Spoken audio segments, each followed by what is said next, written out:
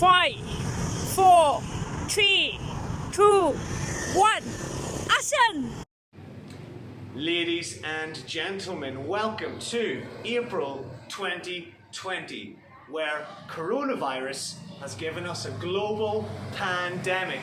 Governments around the world seem to be handling the COVID crisis efficiently and in the same way.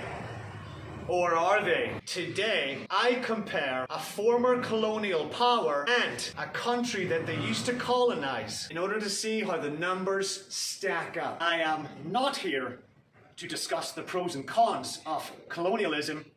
Rather, I am comparing the COVID-19 statistics of two countries that used to have a colonial relationship. Now, France used to colonize an area that is formerly known as French Indochina, which consists of Vietnam, Cambodia, and Laos. I will take a look at the numbers of France and compare them with the numbers of Vietnam. Okay, folks, population. France, 65.2 million people. Vietnam, on the other hand, 97.3. GDP. How much money are they making? France, that's 2.58 trillion. Vietnam, on the other hand, their GDP is 0.223 of a trillion. Population density, guys. France has a population density of 122 people per square kilometer. Vietnam, on the other hand, 308 people per square kilometer. Those are the figures.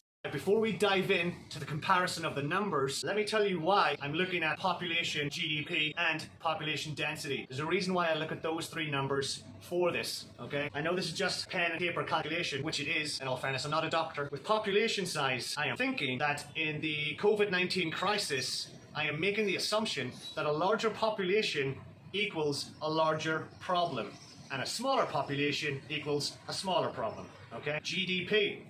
What does it matter how much money the countries make? Well, I'm working on the assumption that a richer country will handle a COVID-19 crisis much better than a poor country. Population density. I am making the assumption that with a higher population density, you will have an increase in problems with COVID-19. Let's compare those numbers on my whiteboard here. Population. France has a smaller population than Vietnam. Vietnam at 97 million, much larger population size. GDP, yeah, the graph clearly shows that the French economy, which is the 7th largest in the world, yeah, it's the same value of 11.5 Vietnamese economies. Vietnam's economy is in fact 44th in the world at 0.233 trillion. Population density. The more people you have in the same space of area, the greater likelihood you have of cross-contamination or of acquiring COVID-19 from another human. You're bumping into more people, it's got a higher population density. This is our 100 meter squared sand pit, guys, okay? Higher population density in Vietnam than in the France. France has a larger GDP, a smaller population, and a smaller population density. Vietnam, on the other hand, has a larger population density, and it has a smaller GDP. Technically speaking, in my opinion, based on the parameters of having a smaller population, a lower population density, and a higher GDP, I would expect France to be able to mobilize itself and organize itself very efficiently in the face of a COVID-19 crisis. And I would expect a country like Vietnam, with a larger population, a greater population density, and a smaller GDP, I expect Vietnam to have the problems. If you had asked me 2 years ago, in the face of a COVID-19 crisis or some flu pandemic, which is highly infectious, 2 to 10% death rate depending on who you talk to, who do you think is going to suffer more, France or Vietnam? I would have put my money on Vietnam. And I'm not a gambling man, folks, but I'd stick it on Vietnam. Now, if you want worldwide coronavirus statistics, go to worldometer.info, and as of April 11th, You can see what the total cases are, total deaths, and total recovered globally. We skip down here, we have the league table, all these countries on the side here. France currently sits 4th in the world in relation to total cases. So there's the France statistics. When you scroll down, they give you all sorts of data. Okay, everything on a daily basis, very helpful. We are looking for this graph here. We're looking at total deaths in France on a daily rate. So yesterday, okay, 987 people. These are pretty bad numbers, guys. Day before that, 1,300. Before that, 541. That was looking much nicer. Of course, still 541 dead. That's pretty bad. And day before that, I'm bringing you specifically to April 7th, just over 1,400 dead. And the day before that, 833. That was April 6th, okay? And you're about to see an interview I held with a man from France.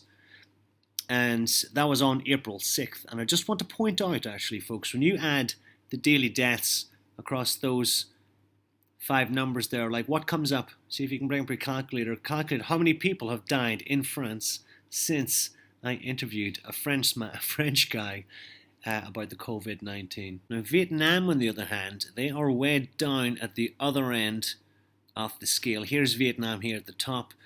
Let's slice that in for you. They only have had 257 cases in total with 0 deaths, folks. 0 deaths, okay? When you look at these numbers here, total cases 257, 0 deaths, and out of the 257 people that have acquired coronavirus in Vietnam, 144 of those have actually recovered. And what's interesting here is that Vietnam went 22 days with no new cases of coronavirus. So we kind of had this in 2 waves. If I'm not mistaken, France acquired their first coronavirus patient on the 24th of January 2020. Vietnam, on the other hand, their first case was in and around like 15th of January. Let's take a wee look here. Okay, 23rd of January. Okay, so France and Vietnam, both, I mean, they were 24 hours apart when it came to acquiring their first patient. And since then, Vietnam have only acquired 257 cases, 0 deaths. France, on the other hand, folks, that's pretty bad numbers. That's horrible to look at, actually. Really horrible numbers there. I feel really bad for the French people, actually. And on that note, let's take a look at the conversation that I did have on the 6th of April with a gentleman from France. So, tell us, sir, where are you flying to? Actually, I'm in Vietnam and I'm supposed to fly back to France. Je dois prendre la décision de rentrer ou de rester.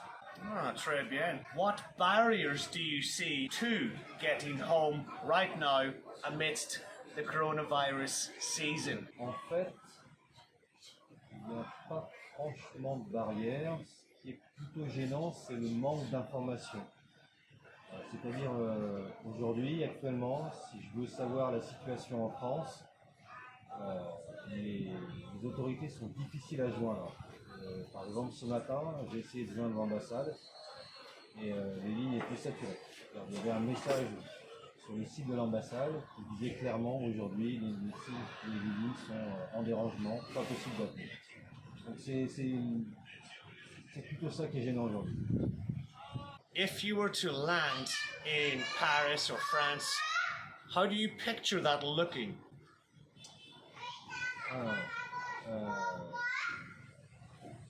Je pense que normalement, dans le process normal, en situation de crise, l'État français établit des règles à suivre.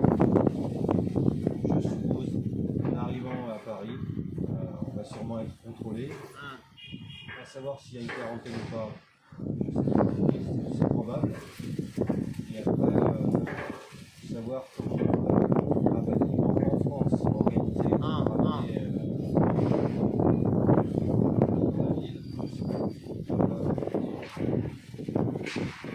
We are in Vietnam right now. In your opinion, how has been the Vietnamese government's response to the COVID crisis? Actuellement, la réponse a été plutôt intéressante et vraisemblablement, c'était une des meilleures réponses. D'abord, fermer les écoles, ensuite donner des règles d'hygiène, et puis rester toujours alerte. C'est-à-dire que régulièrement, ils donnent des informations. Nous, on a des informations par les Vietnamiens ici, indirectement, pour savoir où est-ce que ça en est, quelles sont les nouvelles mesures prises par l'État vietnamien. Et ce qu'on peut voir d'ici, les Vietnamiens suivent. Donc il y a des résultats. Right now, I know it's all up in the air for you. What is your biggest fear in relation to the COVID-19 here? Au Vietnam, pas beaucoup, mais si je reviens en France, moi ce qui me fait peur un peu, c'est de transmettre le virus à d'autres. Parce que ici, moi ça va, mais je peux très bien être porteur du virus et le rapporter en France. Et moi j'ai pas envie d'être un désastre pour les gens qui vont me rencontrer. Je sais pas du tout quelles sont les mesures et je crois que c'est la peur que j'ai. La seule peur que j'ai, c'est ça. C'est de transmettre la maladie en retournant en France. Et puis surtout là, moi, quand je retourne en France, je reviens dans ma famille et j'ai sûrement pas envie de transmettre le corona à ma famille. Sûrement pas. In your opinion, is there anything that France and the rest of the world could learn from the Vietnam case study here? C'est simple, garder la tête froide, pas paniquer, suivre les règles pour pouvoir contenir la pandémie. Parce que si on suit ces règles, 3, 4 mois, 5 mois, mais c'est réglé. Si on ne suit pas les règles, il faut s'attendre à une rechute et une rechute encore, jusqu'à ce que les gens comprennent qu'il faut absolument se discipliner pour pouvoir sauver le maximum de la population.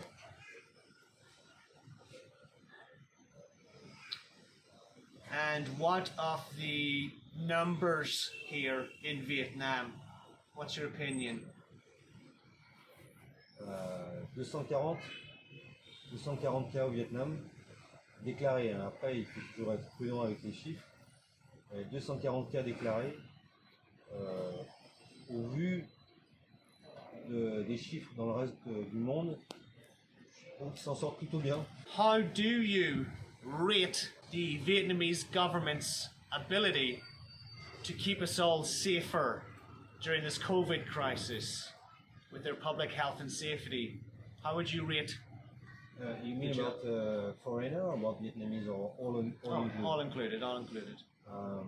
Je pense que de ce qu'ils montrent aujourd'hui, même s'ils ne seraient pas les meilleurs, le fait d'avoir la volonté de sauver le maximum de personnes, et moi je le vois, ne serait-ce que par les gens qui nous aident ici directement, je pense qu'on est en sécurité ici. Après, il n'y a pas vraiment de sécurité, mais je ne me sens pas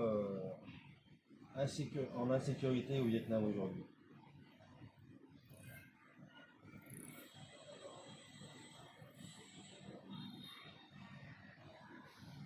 Different countries around the world are treating the COVID crisis somewhat differently and for different reasons. We know that a country like Vietnam, large population, bit of a high population density, low economy numbers, folks, look at the COVID-19 statistics. How many people have been infected in Vietnam? How many casualties? How many deaths have there been so far? Vietnam are doing something right about how they tackle this COVID-19 crisis. The question we have is, it seems to be Vietnam is doing something right. Is it time that we all asked Vietnam, what is it they're doing and how do they do it and what can they show us? Have we asked Vietnam yet, folks? The numbers that Vietnam have are the kind of numbers that your government and your country are jealous of, folks. Vietnam have handled this COVID crisis very, very well. It's our time to ask, what are you doing and how do you do it? And this is the thing, folks, Have you asked Vietnam how they do this? I don't think you have. Ladies and gentlemen, wherever you are in the world, stay safe, have fun, and may your God or your gods be with you.